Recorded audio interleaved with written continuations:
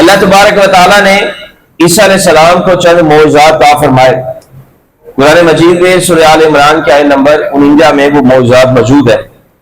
عیسیٰ علیہ السلام نے اپنی قوم سے فرمایا کہ انی اخلق لکم من الطین، اے قوم میں تمہارے لیے مٹی سے پرندے کی صورت بناتا ہوں، کہیت الطیر فانفخ فیہ فیکون طیرا باذن اللہ، مٹی سے پرندے کی صورت بنا کر اس میں پھونک مارتا ہوں تو وہ فوراً پرندہ بن جاتی ہے اللہ کے حکم سے۔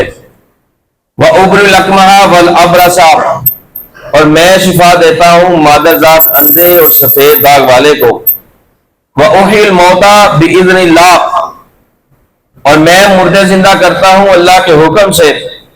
وَأُنَبِّئُكُم بِمَا تَأْكُلُونَ وَمَا تَدَّخِرُونَ فِي بُيُوتِكُمْ، اور میں تمہیں بتاتا ہوں جو تم کھا کر آتے ہو اور جو تم اپنے گھروں میں جمع رکھتے ہو۔ ان فی ذالک لآیۃ لکم ان کنتم مؤمنین، بے شک ان باتوں میں تمہارے لیے بڑی نشانیاں ہیں اگر تم ایمان رکھتے ہو۔